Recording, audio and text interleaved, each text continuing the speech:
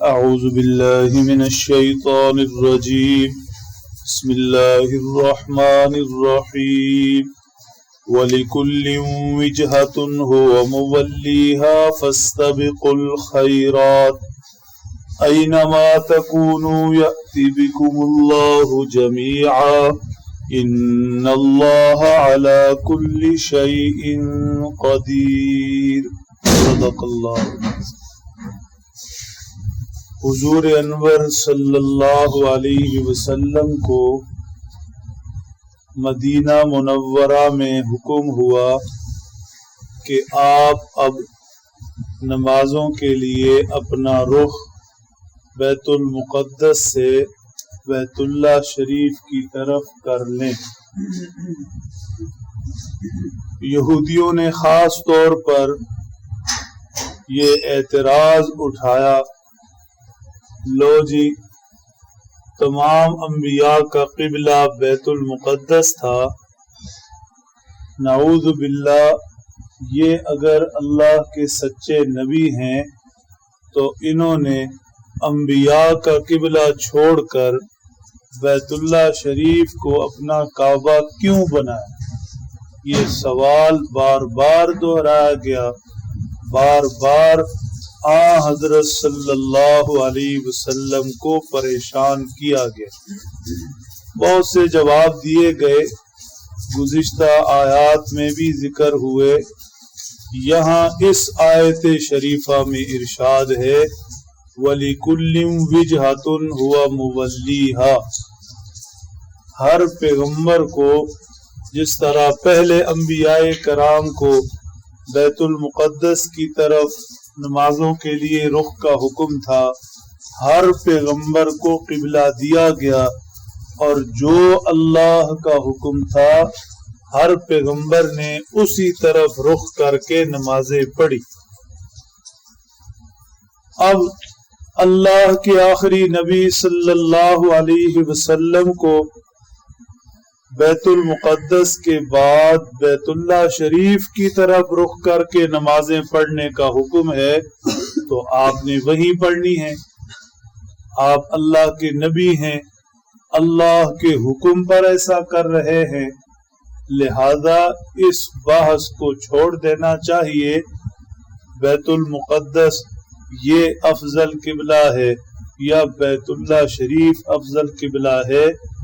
اصل چیز عبادت ہے، اصل چیز اللہ کے حکم پر سر جھکانا ہے.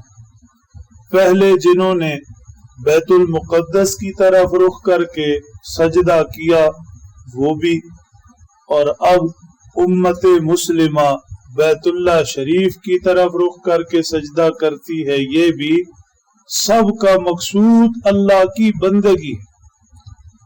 لہذا اس بحث کو چھوڑ کر فاستبقوا الخیرات، نیکیوں میں آگے بڑھا جائے، اللہ کی عبادت میں سبقت کی جائے. ایک دوسرے سے مقابلہ وہ کعبہ کی اور قبلہ کی فضیلت پر نہیں ہے، مقابلہ ہے ایک دوسرے سے آگے بڑھنا ہے، درجات کی بلندی ہے تو وہ اعمال کی بنیاد پر ہے. جس نے جس قدر زیادہ اور جس قدر اچھی اللہ کی عبادت کی وہ آگے بڑھ گیا، جس نے جس قدر زیادہ اللہ کی بندگی کی وہ اسی قدر زیادہ بڑے درجے پا گیا. لہذا چاہیے کہ فضول کی بحث کے بجائے مقصد پر توجہ دی جائے. آج بھی انسانیت کے لیے یہی پیغام ہے، بحث چھوڑ کر جھگڑے چھوڑ کر مقصد پر توجہ دی جائے، اللہ کی عبادت اور بندگی کی طرف رخ کیا جائے. آپ دیکھتے ہیں آج ہمیں بھی فضول کی بحثوں کا، چاہے علم ہو یا نہ ہو، معلومات ہوں یا نہ ہو، بس ایک مسئلہ کہیں ذکر کر دے تو ہر بندہ بحث کے لیے تیار ہے، نماز پڑھنے کے لیے تیار نہیں.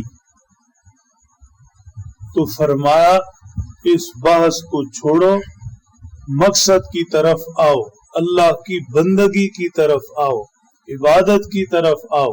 فاستبقوا الخیرات، نیکیوں میں ایک دوسرے سے آگے بڑھو۔ یہاں یہ چیز بھی سمجھائی گئی کہ انسان، خاص طور پر مسلمان، اس کا اگر کسی دوسرے سے مقابلہ ہے تو وہ نیکیوں میں ہونا چاہیے، اعمال میں ہونا چاہیے، اللہ کی بندگی عبادت میں ہونا چاہیے۔ آج مقابلہ ہے تو وہ مکان کا مکان سے ہے۔ پہلے تو غیروں سے مقابلہ ہوتا تھا، شریکوں سے مقابلہ ہوتا تھا، اب تو بھائی کا بھائی سے مقابلہ ہے، لباس میں مقابلہ ہے، سواری میں مقابلہ ہے، کھانے پینے میں مقابلہ ہے۔ یہ چیزیں مقابلہ کی نہیں ہیں۔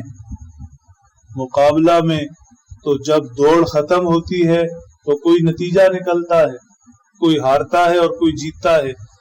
انسان دوڑ رہا ہے اپنی قبر کی طرف اور مقابلہ لگا مکان میں، وہ تو پیچھے رہ جائے گا۔ انسان دوڑ رہا ہے قبر کی طرف اور مقابلہ ہے اچھے لباس، اچھی سواری، اچھے کھانے پینے میں، وہ تو سب پیچھے رہا۔ جب دوڑ ختم ہوئی تو آگے کیا ہے؟ یہ تو کچھ بھی نہیں۔ لہذا مقابلہ ان چیزوں میں نہیں، مقابلہ تو اعمال میں ہے۔ ہر ایک کی کوشش ہو کہ میں دوسرے سے اعمال میں سبقت اختیار کر جاؤں، نیکی میں سبقت اختیار کر جاؤں، آگے بڑھ جاؤں، جس کی بنیاد پر مجھے درجات نصیب ہوں۔ حضرات صحابہ کرام رضی اللہ تعالی عنہم اجمعین میں نیکیوں میں سبقت کا جذبہ تھا۔ سیدنا حضرت عمر رضی اللہ تعالیٰ عنہ خواہش ظاہر فرماتے تھے، کاش کوئی ایسا وقت آ جائے میں حضرت ابو بکر سے نیکیوں میں آگے بڑھ جاؤں، کاش کوئی ایسا وقت آ جائے میں حضرت ابو بکر سے نیکیوں میں آگے بڑھ جاؤں۔ لیکن ہر دفعہ ایسے ہوا کہ حضرت ابو بکر رضی اللہ تعالیٰ عنہ وہ ان سے چند قدم آگے ہی ثابت ہوئے۔ تو مقابلہ ہے تو وہ نیکی میں ہے، اعمال میں ہے، عبادات میں ہے۔ فرمایا اینما تکونوا یأتی بکم اللہ جمیعا، جس نے اللہ کے حکم پر بیت المقدس کی طرف رخ کر کے نمازیں پڑھی وہ سارے، اور جو اب امت مسلمہ میں بیت اللہ شریف کی طرف رخ کر کے نمازیں پڑھ رہے یہ سارے، جس طرف سے بھی کسی نے سجدہ کیا تو اللہ کو کیا۔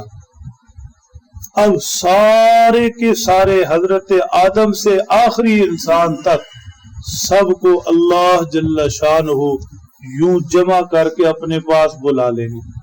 مشرق، مغرب، شمال، جنوب، جس طرف سے بھی کوئی اللہ کا بندہ، اللہ کی عبادت کرنے والا، اللہ کو سجدہ کرنے والا، سب میدان حشر میں جمع۔ وہاں پر سوال یہ نہیں ہوگا کہ کس نے بیت المقدس کی طرف رخ کر کے نمازیں پڑھی، جن انبیاء کو حکم تھا وہ پڑھتے رہے، ان کی امتیں پڑھتی رہی، اور جس نے بیت اللہ شریف کی طرف رخ کر کے نمازیں پڑھی یہ بھی۔ اور خود بیت اللہ شریف میں بھی کوئی ایک سمت تھوڑی ہے، بیت اللہ شریف دنیا کا مرکز ہے اور بالکل وسط میں، درمیان میں ہے۔ اب ہم نے اس طرف رخ کیا، کسی نے اس طرف سے کیا، کسی نے اس طرف سے کیا، کسی نے اس طرف سے کیا۔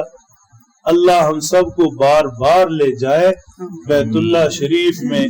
جب آپ نماز پڑھتے ہیں تو آپ دیکھتے ہیں چاروں طرف سے سب اس کو سجدہ کر رہے ہیں، تو جس طرف سے بھی جس نے سجدہ کیا سب اللہ کے حضور جمع ہوں گے۔ ان اللہ علی کل شیء قدیر، اللہ کے لیے یہ مشکل چیز نہیں، اللہ ہر چیز پر قادر ہے۔ ہر انسان کو جمع کریں گے اور ہر انسان سے اس کے عمل کا حساب ہوگا۔ لہذا چاہیے کہ عمل کی کوشش کی جائے، اللہ کی عبادت بندگی کی کوشش کی جائے۔ اللہ سمجھ دے، عمل کی توفیق بخش۔